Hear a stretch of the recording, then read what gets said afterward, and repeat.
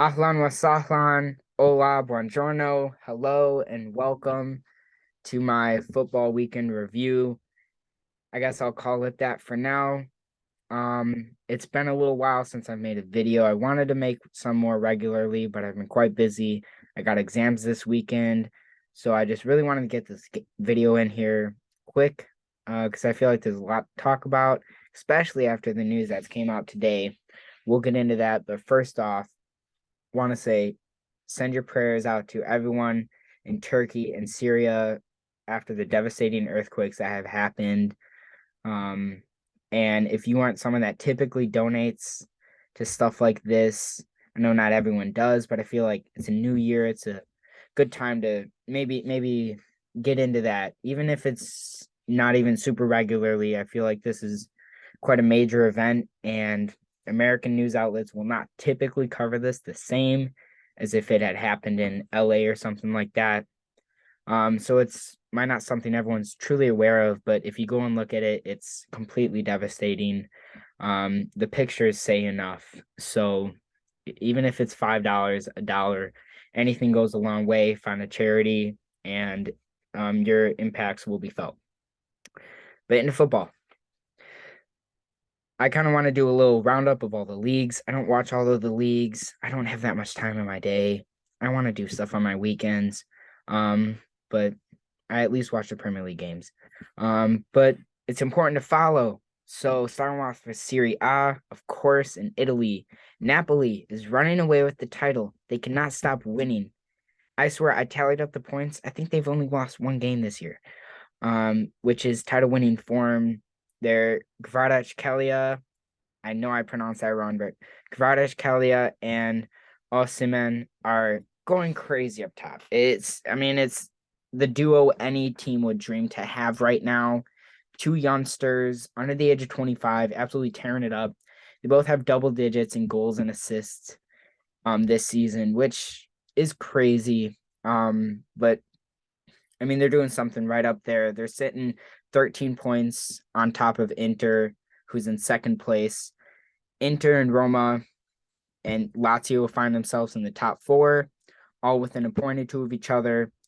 Atalanta and Milan currently sitting in the Europa League position at 38 points. So it's only a 5 point gap between sixth and second in Serie A, but Napoli is starting to truly run away with the title despite Inter's win against Milan over the weekend, which is an important win for them to secure that Champions League. But it's there's only going to be one winner, I think, this year in Serie A. Um, Important to note, my little Turkish boy Burke on my floor, Galatasaray is starting to run away with the title in Turkey. They recently beat Trabzonspor. I know I pronounced that wrong. Trabzonspor beat them 2-1 after conceding in the first minute at home. So, I mean, but they turned it around, got a goal and a penalty late on, and finished the game 2-1 pretty comfortably after that. Um, from what I hear from my boy Burke down the hall, they are they're on like a crazy, crazy win streak right now. It's in the double digits, and it doesn't seem to be slowing down.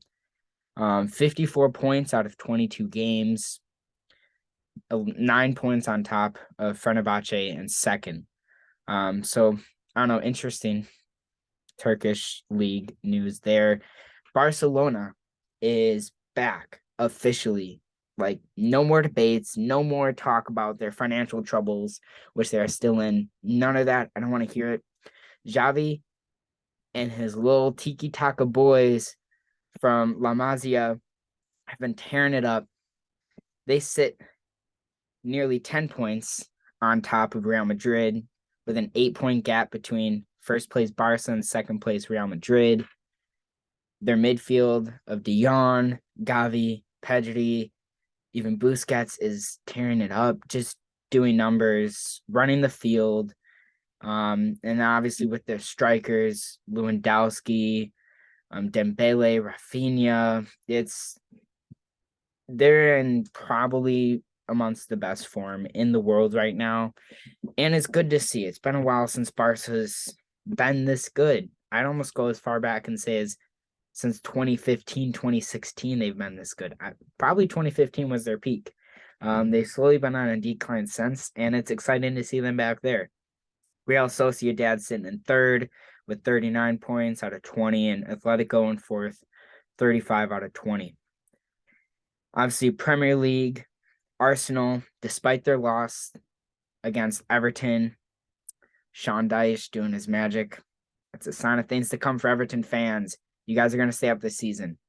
Can promise you that. Arsenal, top of the table still, despite losing to Everton, as City also lost away at Tottenham's home, by a 0-0. Arsenal with a 5-point cushion on top. United, Man United, and Newcastle United are sitting in third and fourth, respectively. Tottenham, Brighton, in the Europa League positions right now. Tottenham's probably going to be fighting more for that Champions League spot than Brighton. Regardless, I don't think anyone's breaking in, but it'll be interesting to see what happens. And then Brentford, Fulham, Chelsea, Liverpool for the rest of the top 10, all fighting for that Europa League qualification. Funny enough. Lastly, Bundesliga. We got Bayern Munich, not as far as ahead as you would assume at this point of the season, the midway point. Actually, more than the midway point, given the less number of games in Germany. Bayern Munich at 40 with 19 games played, and FC Union Berlin with 39. They're really giving Bayern a run for their money this year. Will they do it? I'm not 100% sure. Obviously, you ask anyone who follows Bundesliga football and has followed Bundesliga football, it tends to be the case that no matter how far someone pushes Bayern pulls ahead. And that seems to be the case, but hopefully this is the year that things change. Berlin seems to have a better defense than Dortmund, given their higher position. Dortmund at 37, and then Leipzig at 36 to finish off the top four. Frankfurt and Freiburg are bouncing around in that 5th and 6th spot with 35 and 34 points. But I mean, I could see either Freiburg, Frankfurt, or Leipzig in that top 4 position, but in terms of the top 3 between both Berlin, Munich, and Dortmund, I don't think they're going anywhere soon. And I would get into Premier League fixtures, but I feel like there's more important things to talk about, and that is City have finally paid their dues. You can't get away with this anymore, FA says. You can't spend €1 billion each transfer market and get away with it, the FA says. It has only taken about 12 years, but it's a win for every non-City fan, and even for City fans. This is a good reality check. Your club cannot do what they've been doing. You've known it. You've still celebrated every Champions League, every Premier League, every cup competition, every trophy you've ever won, every individual player award you've ever won over the past 15 years. You know it was built on superficial success, and you're getting paid for that. Now, right, 100 breaches or whatever, people are going to say, what's going to happen to City? I'm not even going to sit here for an hour and try to speculate. I have no clue what's going to happen. I don't know what's going to happen. But the least I would hope for is a point reduction, as we saw with Juventus in the same circumstance.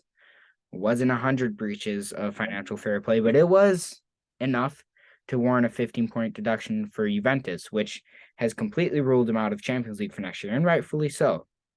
And for City,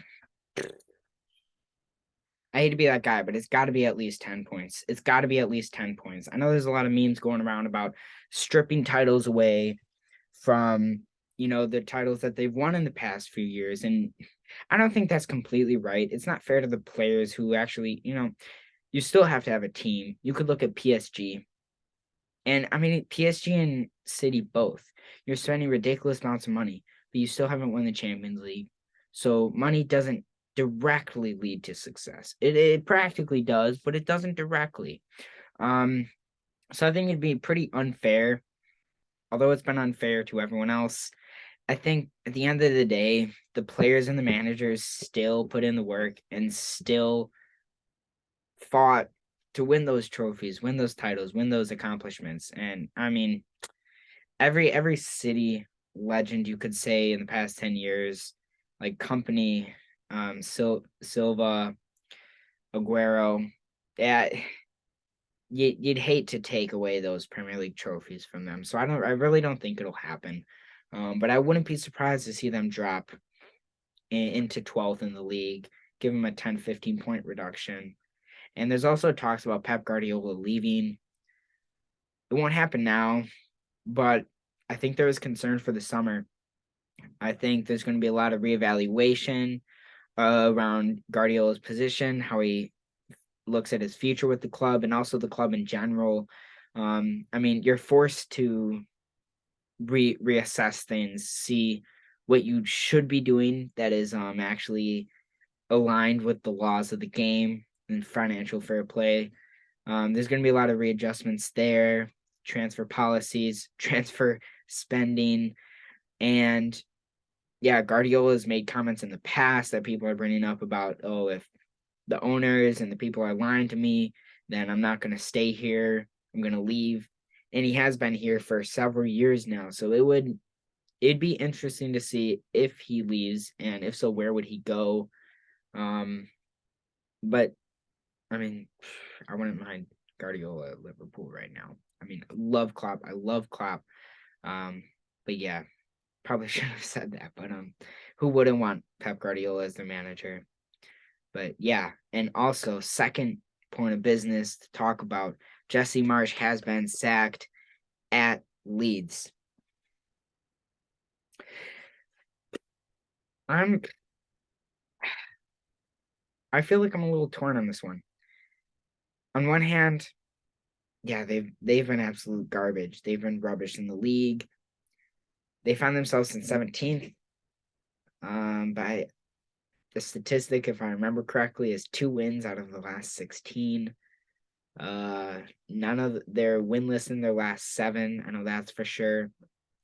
And at front hand, right, it's justified. It is justified. You could argue for his sacking with his recent performances and not his performances, but the recent results. Because at the end of the day, this is where I'm torn, is that you can only play what you've got. I don't care if you're Pep Guardiola. Look at Ancelotti when he went to Everton. He left. I don't know if he got sacked or he left, but he didn't bring him all the way up to a Europa League spot. He's playing with Everton. At the end of the day, those are Evertonian players. They're rubbish. Sure, they could be good under a few transfer windows. You get, some organization together. But when when Ancelotti picked up that Everton team, they were absolute dog. They were terrible. And they were terrible when he left. Marsch came into the job when they were in the relegation zone. Bielsa, the Lord of Leeds, the one they all worship, the one they all love, when he got sacked, justifiably so, rightfully so, when he got sacked, Marsch came in, brought him out of the relegation zone, and was given 2 transfer windows. 2 transfer windows. You bring in a handful of players, right? They brought in, give or take, 5 players between Nanto recently, McKennie, Adams, the Christensen, and Aronson. Those are 5 solid players they brought in. I mean, you get a few back from injury, but again, you lose Calvin Phillips, you lose Rafinha, which I think people do not really remember. I think people are completely forgetting. You lost your best forward and you lost the core of your midfield. And now you're expecting someone to deliver success. I feel like success for this Leeds team by the end of the season is to stay in the league. And right, you're at the midpoint of the season, you're sitting in 17th, results aren't going your way, but you just brought in Weston McKennie. Yeah, your defense is still garbage, but you just brought in Weston McKennie, who is a proven center midfielder from Juventus. He's done numbers. He's reliably played under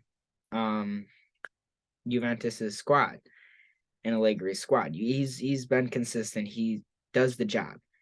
And you don't even give him a full start.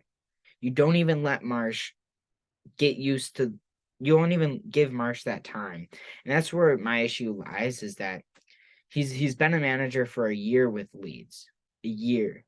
And you're expecting some sort of miraculous surge up the table.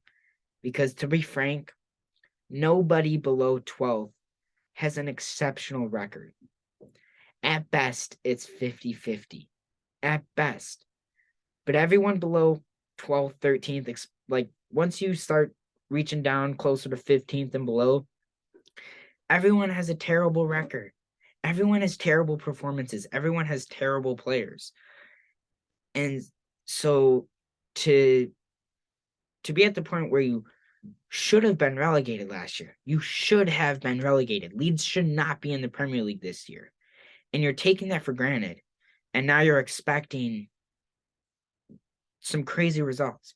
You had a championship team. You have a championship team plus a handful of players. You lost your best players, and you're sacking the manager within a year. Give him a full season. Now, if you do get relegated this year, you bring in some more players. You keep the players you have, and you keep Marsch, and you trust in the process. You trust in the process. If there's anything we learned from Arteta at Arsenal, you bring in a young manager who knows what he's doing. And now people could say, well, Marsch doesn't know what he's doing. But he knows, for the most part, what he needs to do. He has probably the best dressing room environment, arguably, in the Premier League. He has everyone backing him. Everyone wants to play for him, and everyone wants to do well for him. You don't have those players yet that will do well for him, but you got to give him time to get there. And I think the biggest issue with it is that you've committed to this manager. You've given him the signings he's wanted. And people will say, well, Leeds, they want the players too, but there are certain players, specifically like Aronson and Christensen, guys like those, Adams, who he's worked with personally, and he knows how to use guys like those who can really build a team around and build a team with. And you've cut him off. You cut him off way too early, I think. Like Arteta,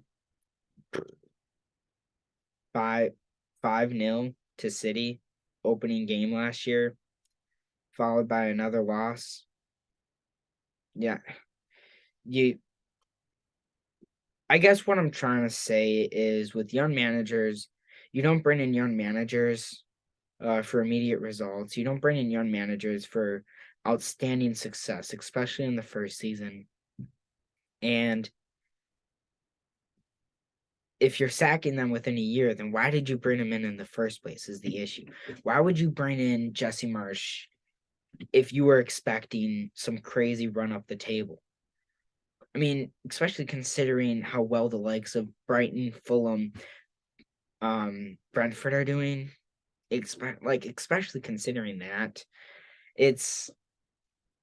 I think it's naive from the board. I think it's not right. And this isn't even from an American bias, because I wouldn't want him as a United States head coach right now, just because I think he's too young and too immature, which is why I think this Leeds job was the best position for him to get a lot of experience. And I guarantee, would have kept him up, especially with the McKennie signing. He would have kept him up this year, and they would have done a lot better next year. Unfortunately, we'll never actually know the answer to that, because he is sacked and he's done, and he's probably going to take the rest of the year off and pick up a job in the summer. I just hope wherever he goes next is a good learning experience for him, and I hope they do put trust in him, because Leeds did not. And that is pretty much all I have to say. I really don't want to get into the Greenwood stuff that came out last week. I feel like a lot of people have said more about it and better stuff than I will.